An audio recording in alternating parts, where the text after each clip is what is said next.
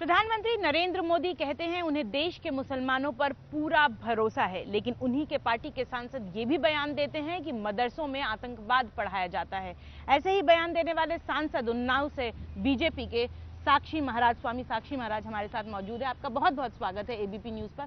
सबसे पहले आपसे ये जानना चाहती हूँ, प्रधानमंत्री कहते हैं मुसलमानों पर भरोसा है, आप कहते हैं मदरसों में आतंकवाद पढ़ाया जाता है, सच कौन बोल रहा है? मैडम, प्रधानमंत्री जो कुछ कह रहे हैं वो अक्षर से सही कह रहे हैं, क्योंकि इस देश की आज़ादी में हिंदू और मुसलमानों का दोनों का बराबर का हक है और दोनों ने मिलजुल करके हिस्सा लिया था। फैजाबाद की जेल में अगर पंडित बिस्मिल को फांसी के फंदे पर लटकाया गया था तो वही उसी जेल में अशफाक उल्लाह को भी फांसी दी गई थी। परंतु देश विभाजन के साथ जैसे ही हम आज़ाद हुए, जिस पार्टी ने इस देश में अधिकांश समय सत्ता संभाली है, कांग्रेस ने, उस कांग्रेस ने इस मुसलमान को राष्ट्र की मुख्य धारा से तोड़ने का काम किया। तुष्टीकरण की सारी सीमाएं तोड़ दी। कांग्रेस ने मुसलमान को न तो मुसलमान समझा, न राष्ट्र का समझा, केवल और केवल वोट समझा। उस वोट के आधार पर इसका उपयोग किया और उसके कारण ही सारी की सारी विसंगतियां खड़ी हुई। मेरा इरादा कहीं किसी मुसलमान का अपमान करने का या उनके मजहब का अपमान करने का नहीं है। मुझे कष्ट तब होता है जब कोई कश्मीर की धरती से आवाज़ उठाता है कि श्रीनगर के लाल चौक में तिरंगा नहीं फहराने देंगे, जब कोई बिलावल पाकिस्तान का ये कहता है कि ज़बरदस्ती पूरा का पूरा पाकिस्तान हम छीन लेंगे, तब हमें बरबस ये कहना पड़ता है कि दूध मांगो तो खीर देंगे और कश्मीर मांगा तो चीर देंगे। हम इन बातों को कभी बर्दाश्त नहीं कर सकते। फिर चाहे मामला मदरसों का हो, चाहे मामला मस्जिदों का हो, बात राष्ट्र के हित की है। मोदी जी भी राष्ट्र के हित की बात कर रहे हैं, मैं भी राष्ट्र के हित की बात कर रहा हूं। मैं अगर ये कहता हूं, मैं अगर ये कहता हूं कि 26 जनवरी 15 अगस्त को मदरसों में तिरंगा नहीं फहराया जाता तो मेरी बात काटनी चाहिए, उन्हें फहराना चाहिए। वो हम बोल अगर रहे जुलूस निकालते हैं वो तो बोल रहे हैं आप आकर देखें। उन्होंने आपको कहा है कि आप आकर देखें किन मदरसों में ऐसा होता है और आप एक प्रमाण दें। मैं आपको प्रमाण देता हूं मैडम। इस देश में हिंदू विश्व का सबसे बड़ा लोकतंत्र भारत है। जब कभी लोकसभा की बैठक प्रारंभ होती है या राज्यसभा की बैठक प्रारंभ होती है या विधानसभा की बैठक प्रारंभ होती है या विधान परिषद की बैठक प्रारंभ होती है तो राष्ट्रीय गान से प्रारंभ होती है। जब सत्र का समापन होता है तो राष्ट्रीय गीत से समापन होता है। मैं मुसलमानों से उत्तर चाहता हूं कि राष्ट्रीय गीत में कोई मुसलमान हिस्सा क्यों नहीं लेता? काहे को लोकसभा मैं सदस्य हूं ना। कभी आपने शिकायत की, लिखित में शिकायत की? आपसे कह रहा हूं ना, मैं आपसे कह रहा हूं, मेरी बात सुनिए आप। ये मैं प्रमाण आपको दे रहा हूं। नाम बताइए। मैं प्रमाण दे रहा हूं, पूरा मुसलमान का प्रमाण दे रहा हूं, किसी एक का नहीं दे रहा। मैं राज्यसभा में रहा हूं, मैं लोकसभा में रहा हूं। जब वंदे मातरम गीत दोहराया जाता है तो काहे को मुसलमान को उसमें बुत परस्ती दिखाई देती है और काहे को वो आउट हो जाते हैं? क्यों नहीं खड़े? अगर राष्ट्रभक्त हैं, अगर राष्ट्रभक्ति में कोई शंका नहीं है तो काहे को उसमें से खड़े हो जाते हैं? फिर हाथ कंगन को आरसी किया, पढ़े लिखे को मैडम फारसी किया। मैं कहना चाहता हूँ, आप सुने तो सही। जिस प्रकार से हम जितने भी लोग हैं 15 अगस्त 26 जनवरी जो भी मनाते हैं, हम सरकार से सहायता नहीं लेते।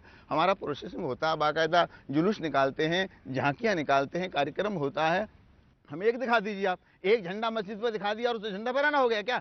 आप हमें एक दिखा दीजिए कि 15 अगस्त का इस मदरसे का ये है, इस मदरसे का ये है, इस मदरसे का ये है। लेकिन एक मछली तालाब को गंदा करती है। मेरा इशारा सब मदरसों की तरफ नहीं है। क्या जनरलाइज स्टेटमेंट देना एक सांसद के लिए सही था? एक जनरलाइज स्टेटमेंट एक सांसद के पद से देना क्या सही था? हम मदरसों में भी गए, हमारे एबीपी न्यूज की भी पड़ताल ये कहती है कि कई मदरसों में बहुत अच्छे काम भी होते हैं। आप ये देख लीजिए, वहाँ कंप्यूटर की भी शिक्षा दी जाती है, वहाँ एकदम लिटरेसी लेवल बहुत अच्छा कर दिया गया। क्या आप इन बातों से इत्तेफाक रखते हैं? आपने मेरी बात को समझा नहीं। मैंने भी कहा कई मदरसों में नहीं, बहुत मदरसों में अच्छी शिक्षा होती है, बहुत मदरसों में अच्छे काम होते हैं। एक मछली तालाब को गंदा करती है, लेकिन कुछ मदरसे, कुछ मस्जिद और कुछ मुसलमान ऐसे हैं जो पूरे के पूरे मुस्लिम समाज को बदनाम करने का काम करते हैं, ऐसे मदरसों पर, ऐसे मुसलमानों पर सरकार को भी अंकुश लगाने की आवश्यकता है। और विशेषकर मुसलमानों की जिम्मेदारी बनती है, उनके जो उलेमा हैं, उनके पीर हैं, उनके बड़े आदमी हैं, उनको लगाने की प्रतिबंध लगाने की आवश्यकता पड़ती है, जिससे उनका ना बदनाम न हो। जैसे मैंने कुछ कह दिया तो आप भी कह रही हैं ऐसा नहीं कहना चाहिए। मेरी पार्टी के लोग भी मुझसे कहते हैं कि आपको ऐसा नहीं कहना चाहिए। ये नहीं कि मैं पार्टी की लाइन से नहीं बोल रहा हूं, मैं अपने व्यक्तिगत मेरे विचार हैं। मैं केवल सांसद नहीं हूं, मैं एक धर्माचारी भी हूं और हिंदू धर्म की रक्षा करना मेरा कर्तव्य है। हिंदू धर्म को किस तरह से षड्यंत्र करके बर्बाद किया जा रहा है, इस देश का किस तरह से इस्लामीकरण करने का प्रयास किया जा रहा है, वो आपसे भी नहीं छुपा है। आप एक महिला हैं और महिलाओं के साथ कितनी अनीति, कितना अन्याय इस देश में हो रहा है, उसके बाद आप प्रश्न कर रही हैं, मुझे कष्ट हो रहा है। स्वामी जी, आप ही के जवाब से एक सवाल मेरा निकलता हुआ नजर आ रहा है मुझे। आप ये कह रहे हैं कि आप हिंदू धर्म की रक्षा के लिए, आपने पहले कहा कि कांग्रेस जिसने सबसे ज्यादा यहाँ पे शासन किया, उसने ऐसी नीतियां तैयार की जिसकी वजह से आज मुसलमान ऐसा कुछ कर रहे हैं जो बयान आप दे रहे हैं। मैं ये जानना चाहती हूँ कि आपकी पार्टी, आपके जो सांसद हैं वो आपकी बात से इत्तेफाक नहीं रखते, लेकिन फिर भी कुछ एक सांसद हैं जो लगातार इस तरह की बातें करते आ रहे हैं। तो क्या माना जाए, क्या आप इस वैमनस्य की राजनीति को बढ़ावा नहीं दे रहे हैं? नहीं, आप हिंदू मुस्लिम नहीं कर रहे हैं? नहीं, आप अपने शब्द वापस ले लीजिए। मैं कतई वैमनस्य की राजनीति में विश्वास नहीं रखता हूं।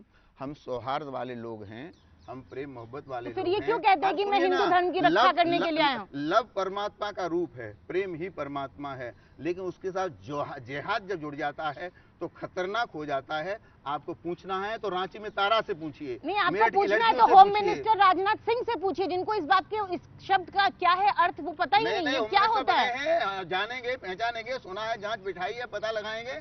मेरे अपने विचार हैं। हिंदुस्तान में सबसे आप ही के पार्टी के होम मिनिस्टर को नहीं पता? विश्व का सबसे बड़ा लोकतंत्र है भारत, और इस भारत में सबको अपने वचनों की अभिव्यक्ति करने का अधिकार है। मेरे निजी विचार हैं। मैं पार्टी लाइन से नहीं बोल रहा मैडम, मैं पार्टी लाइन से नहीं बोल रहा। मेरे श्रीकांत जी ने मेरी बात का इत्तेफाक नहीं रखा है, मेरे नकवी साहब ने मेरी बात से इत्तेफाक नहीं रखा है, मेरे जोशी जी ने और राजनाथ सिंह जी ने कहा है लव जिहाद के बारे में हम जानते ही नहीं। लेकिन मैंने जाना है, मैंने पढ़ा है, मैंने देखा है, मैं बंगाल घूमा, मैं देख रहा हूँ, तो स्थितियां मैं देख रहा हूँ, तो मैं बोल रहा हूँ। बतौर सांसद आपने इसको रोकने के लिए क्या किया? आप एक ऐसे पद पे हैं जिसके लिए आपको कम से कम इसकी एफआईआर तो करानी चाहिए थी। आपके पास जितने संज्ञान में मामले आए उनको सामने लाकर प्रूफ के साथ आगे दिखाते। बतौर सांसद गांव में जब पुलिस नाकाब हो जाती है तो हम लोग कमेटियां बना लेते हैं और एक आदमी डंडा लेके गांव में चलता है और बोलता है मुसाफिर जागते रहना, नगर में चोर आते हैं। तो लोग जागते रहते हैं, खटखट होती रहती है, चोर आ नहीं पाते। उसी प्रकार से इसके माध्यम से अपने हिंदू भाइयों को, अपनी हिंदू बहनों को, अपने लोगों को हम सावधान करने का प्रयास करते हैं कि एक षड्यंत्र है, उस जाल में फंस मन जाना। जैसे तारा फंस गई। क्यों नहीं बोलते आप? सब हर एक भारतवासी का नाम क्यों नहीं लेते आप? फिर हिंदू कहने क्यों लग गए? निशाना तो हिंदू है, निशाना हिंदू है, केवल निशाना हिंदू है, और उसके अनेक तरीके हैं इसका इस्लामीकरण करने के लिए।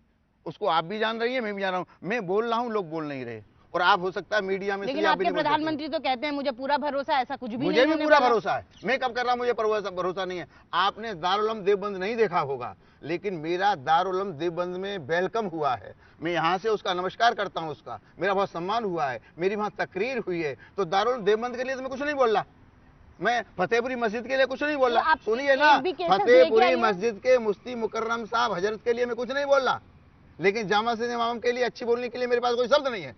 आप क्या कहना चाहती हैं? मैं अजमेर शरीफ के लिए कुछ नहीं बोल रहा, जहाँ अच्छी। क्या ये कह रहे हैं कि जामा मस्जिद में ऐसा होता है? क्या कहते हैं जामा मस्जिद वाले, आपको पता नहीं है क्या? कितने एफआईआर उनके ऊपर दर्ज हैं? आप उनसे तो इंटरव्यू नहीं लेती, उनके खिलाफ तो सरकार एक्शन नहीं लेती। मैं कुछ बोलूंगा मेरे खिलाफ कार्रवाई हो जाएगी। सरकार तो अब आपकी है, एक्शन लेने के लिए बोलेंगे? हाँ बिल्कुल बोलूंगा, क्यों नहीं बोलूंगा। सरकार आपकी है, होम मिनिस्टर साहब आपके हैं, एजी साहब आपके हैं, मैं कह रहा हूं अगर मैं गलत हूं तो मेरे खिलाफ कार्रवाई होनी चाहिए। अगर जामा मस्जिद के इमाम गलत है तो उनके खिलाफ कार्रवाई होनी चाहिए। हिंदुस्तान में किसी भी जात संप्रदाय का कोई व्यक्ति भी राष्ट्र विरोधी गतिविधियों में संलिप्त पाया जाता है, सरकार का दायित्व बनता है, उसके खिलाफ कार्रवाई होनी चाहिए। अगर मेरी गतिविधियां भी राष्ट्र विरोधी हैं तो मैं कानून का सामना करने के लिए तैयार हूं। मैं किसी से हाथ नहीं जोड़ रहा कि मेरे खिलाफ कार्रवाई नहीं होनी चाहिए। यूपी में जब मथुरा में आपका सेशन हुआ था, उत्तर प्रदेश की जो इकाई बैठी थी बीजेपी की, उसमें भी एजेंडा में ऑफिशियल था। उसके बाद आप ही के पार्टी के दूसरे सांसद ने भी कहा। मेरा सीधा सा आपका सवाल ये है कि क्या आपको लगता है कि लव जिहाद की इशू को छेड़कर क्या आपको लगता है कि पार्टी को बाईपोल्स में बीजेपी को नुकसान हुआ उत्तर प्रदेश में, जहां लोकसभा में उनका इतना अच्छा प्रदर्शन रहा? मुझे लगता है कि जब ये चुनाव हुआ तो विभिन्न नेताओं को विभिन्न क्षेत्र सौंपे गए, किसी को पूरा प्रदेश सौंपा गया। मैं एक छोटा सा कार्यकर्ता हूं, मुझे मैनपुरी का भोगांव विधानसभा सौंपा गया था और मैंने भोगांव विधानसभा में अपनी इसी स्टाइल में 8 सभाएं की थी। उन 8 सभाओं इसी स्टाइल से जिसमें आप बात कर रहा हूं आपसे, उसमें लव जिहाद भी था, उसमें आतंकवाद भी था, उसमें सब कुछ था। इसी स्टाइल से मैंने 8 सभाएं की थी। और मैनपुरी मुलायम सिंह जी का, मुलायम सिंह हमारे आदरणीय हैं, नेता हैं, और मुलायम सिंह के पूरे परिवार से हमारा घरेलू संबंध है। व्यक्तिगत हमारी कोई लड़ाई नहीं है, हम कुछ भी बोले उनके खिलाफ, पर आज तक मुलायम सिंह के परिवार का कोई व्यक्ति मेरे खिलाफ इसलिए नहीं बोला कि मैं संत हूं या मुझसे सम्मान करते हैं, जो भी हो, मेरी व्यक्तिगत कोई लड़ाई नहीं है। परंतु जो मैनपुरी मुलायम सिंह जी का है, मेरी भोगांव में ड्यूटी थी, वहां मैं 7000 वोटों से मुलायम सिंह जी को हरा के आया हूं अपनी विधानसभा में। तो मैं कैसे मान लूं, मैं जो कहता हूं जनता उसके खिलाफ जा रही है? मेरा मानना है मैंने जो लाइन पकड़ी है वो लाइन ठीक है। पार्टी तो नहीं मानती ना, तो आपके मैं अपनी लाइन बता रहा हूं, मैं अपनी लाइन को नहीं छोड़ सकता, मैं राजनीति को छोड़ सकता हूं। मैं जिस रास्ते पर चलाऊं, मेरा अपना रास्ता ठीक है। ऐसा नहीं लगता कि बीजेपी ने इसी रास्ते को अख्तियार कर लिया है? 4-5 सांसद बोलते रहे, पार्टी पल्ला झाड़ते रहे उनके बयानों से, और ऐसी राजनीति चलती रहे। आप कहते हैं वो आपकी व्यक्तिगत राय है, लेकिन इतना सच्चाई तो ये भी है ना कि आप बीजेपी के सांसद भी हैं। उसी तरह से अगर हम योगी आदित्यनाथ की बात करें तो वो भी बीजेपी से सांसद है, वो भी बोलते हैं हमारी अपनी राय है, और फिर पार्टी चलती रहती है। उधर प्रधानमंत्री कुछ और कहते हैं। तो ये किस तरह की राजनीति बीजेपी कर रही है? आने वाले 5 सालों में हम ऐसा ही देखेंगे? मैं आपकी इस बात से इत्तेफाक इसलिए नहीं रखता कि आप इतने दिन से मुझे ढूंढ रही हैं, बात करना चाहती हैं, और मैं बात नहीं करना चाहता था, क्योंकि मेरी पार्टी के शीर्ष नेतृत्व ने, माननीय राष्ट्रीय अध्यक्ष जी ने, मेरे संगठन मंत्री ने मुझसे आग्रह किया कि आप इस बिंदु पर नहीं बोलेंगे। ठीक है, तो मिली भगत वाली बात आप पार्टी पे, मोदी जी पे नहीं लगा सकती। पर मैंने सोचा कि मेरा दिल जो कहता है, आत्मा की आवाज से आदमी को चलना चाहिए। अमित शाह जी मेरी बात से इत्तेफाक नहीं रखते हैं, मोदी जी मेरी बात से इत्तेफाक नहीं रखते हैं, राजनाथ सिंह जी, जोशी जी या और मेरी पार्टी के नेता मेरी बात से इत्तेफाक नहीं रखते हैं। मेरा दिल मेरी बात से इत्तेफाक रखता है, तो आदमी को अपने आत्मा की आवाज़ से जीने का अधिकार है। तो मैंने फिर ये सोच करके निर्णय लिया कि मैं आपसे मिलूंगा, तब मैं आपसे मिलना हूं। वरना जितने चैनल वाले मेरे पीछे थे, मैंने अमित शाह जी की बात मानी, वो 2 दिन टाला मंथन किया, क्या करूं क्या ना करूं, इस उलझन में मैं था। लेकिन मुझे लगा कि मैंने जो कहा है वो सही है, और अधिकांश लोगों ने उसे सराहा है। और ऐसा करने से इस देश का मुसलमान अगर कहीं गलती हो रही है तो सावधान होने का प्रयास करेगा। उनके यहाँ कुछ लोग, हम नहीं कहते हमारे यहाँ सब लोग गाय से दूध से धुले हुए हैं, हमारे यहाँ भी कुछ लोग गलत हो सकते हैं। हमारे मोदी जी की नज़र बहुत पैनी है, वो सब निगाह रखते हैं। तो हमारे लोगों पर हमारे मोदी जी, अमित शाह जी ने ध्यान रखेंगे। और मुसलमानों में कहीं कोई गड़बड़ी हो रही है तो मुस्लिम संप्रदाय के जो मसीहा हैं, प्रमुख लोग हैं, वो उन लोगों पर ध्यान रखेंगे, ताकि हिंदुस्तान का खाने वाला कोई व्यक्ति हिंदुस्तान के साथ छेड़छाड़ न कर सके।